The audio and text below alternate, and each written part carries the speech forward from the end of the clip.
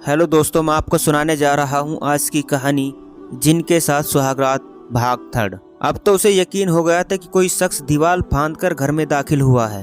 हो सकता है कोई चोर हो, क्योंकि चोर ही सबसे पहले अपने भागने का रास्ता तलाश करता है। चोर ने भागने के लिए दरवाजे की कुंडी खोल दी होगी। चोर का मन में ख्याल आते ही वह थर थर कांपने लगी। यह डर तो नहीं था कि चोर माल चोरी करेगा, क्योंकि माल तो था ही नहीं। उसे अपनी इज्जत, जान और इज्जत का डर था, और एक औरत के लिए उसकी इज्जत ही सबसे बड़ी और प्यारी होती है। वह चिल्लाना चाहती थी, पर यह सोचकर चुप हो गई कि मोहल्ले में तो कोई उसे जानता ही नहीं, और फिर इतनी रात गए इस खौफनाक मकान में उसे बचाने कौन आएगा। आंगन में उसके कदमों की आहट महसूस होने लगी। कोई था जो दबे पांव चलकर वॉशरूम तक गया था। अब तो डर से उसकी घिघी बंद गई। उसने हिम्मत की और यह सोचकर उठ खड़ी हुई कि जो हो डर से उसका दम निकल जाएगा। जब मरना ही है तो क्यों ना मुश्किलात का सामना किया जाए।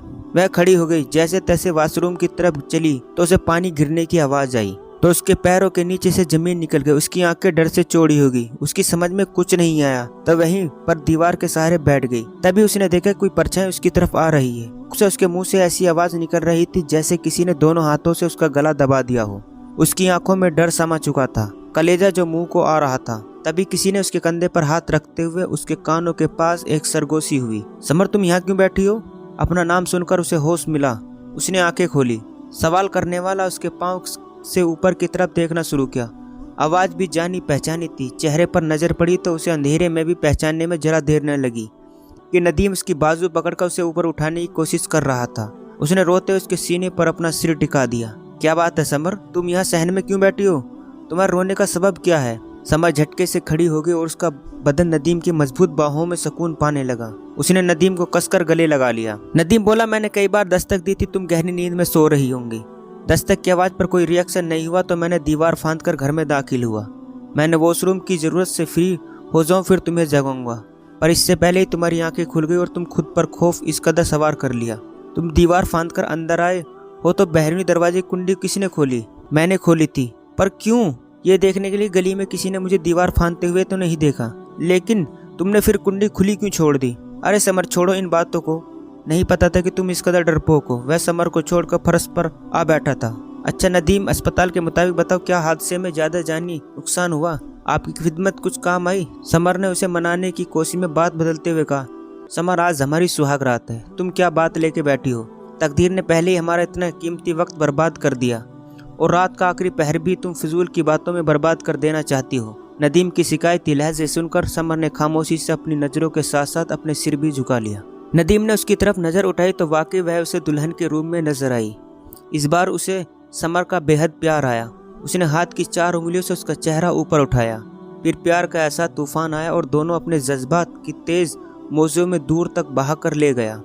उन्हें पता ही नहीं चला कि वह जिंदगी का मजा लूटकर नींद की आगोश में कब गिरे थे। इस बार दरवाजे पर दस्तक इस कदर जोर से दी गई थी कि यदि दरवाजा न खोला जाता तो तोड़ दिया जाता। समर ने नींद में बिस्तर पर नदीम को टटोला। उसने खुद को बिस्तर पर तन्हा पाया। समर आंखें मसलते हुए बिस्तर से खड़ी हो गई। मैं सोच रही थी कि यदि नदीम उसे नींद में सोता छोड़कर बाहर गया है तो अंदर से कुंडी किसने लगाई है, और नदीम घर में मौजूद है तो बाहर दरवाजे पर कौन है? दस्तक देने वाले ने समर का नाम भी पुकारा था।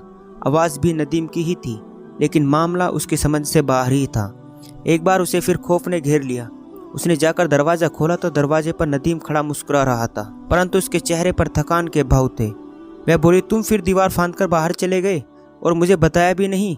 मुझे यूं बेखबर सोता छोड़कर चले गए आप? मुझे लगता है तुमने कोई डरावना सपना देख लिया है जिसमें कोई व्यक्ति बार बार दीवार फांदकर अंदर आ रहा होगा।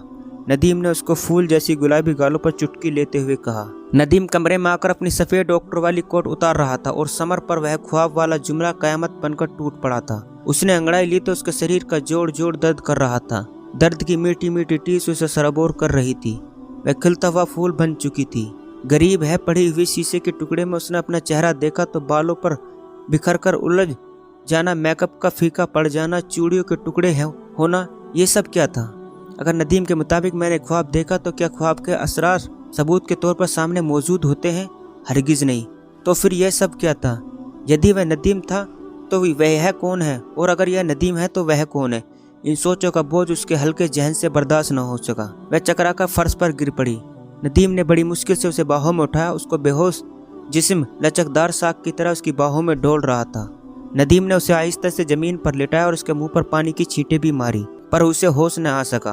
अब तो नदीम भी घबरा गया। उसने अपने मुंह से सांस भी दी, परंतु सब बेकार। फिर उसे न चाहते हुए भी समर को अस्पताल ले जाना पड़ा। लेडी डॉक्टर के चेक करने से पहले ही नदीम ने बताया था कि हमारी सुहागरात थी। वैसे दुल्हन को लाल जोड़े में देखकर सब समझ चुके थे।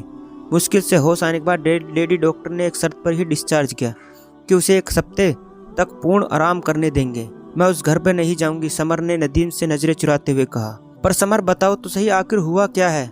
मैं जब से घर लौटा हूँ तुम बहकी बहकी बातें कर रही हो। तुम मुझे पागल कहो या कुछ भी, बस मैं उस घर में नहीं जाऊंगी, समर ने औरतों वाली जिद करते हुए कहा। समर उसे कैसे समझाता कि उसके साथ नाकाबिले फरमोश और नाकाबिल यकीन वाक़या पेश आ चुका है। दुनिया में ऐसे भी हो सकता है, यह तो उसने अपने सपने में भी नहीं सोचा था कि कोई गैर रूह उसके सोहर के रूम में आकर उसकी जिस्म की मालिक बन सकती है। समर, क्या अस्पताल से बाहर खड़े होकर ही सारी बातें करनी है? चलो घर चलते हैं, वहीं जाकर फैसला करेंगे। मकान मालिक को चाबी देकर अपना एडवांस वापस ले लेते हैं, फिर सोचेंगे आगे क्या करना है, नदीम ने रिक्शे वाले को रोकते हुए कहा। समर चुपचाप नदीम के साथ रिक्शे में सवार हो गई। रिक्शा पीपल वाले मकान के दरवाजे के सामने रुका। नदीम, क्या तुम घर को ताला लगाकर नहीं गए थे? समर एक बार फिर से खौफजदा हो गई थी। नदीम बोला, ताला लगाकर गया था, चाबी भी मेरे पास ही है। उसे अचानक ख्याल आया कि यदि समर का वहम यकीन में बदल गया तो उसके जहन और शरीर का इसका बुरा असर पड़ेगा। इसलिए उसने फिर से कहा, अरे समर, तुम अचानक से बेहोश हो गई थी तो मैं जल्दीबाजी में और घबराहट में शायद ताला लगाना भूल गया होगा। नदीम ने रिक्शे का किराया अदा कर। दोस्तों, ये था जिनके साथ सुहागरात भाग 3। दोस्तों, आगे का भाग देखने के लिए हमारे चैनल पर बने रहें और वीडियो अच्छी लगी हो तो चैनल को सब्सक्राइब करना ना भूलें।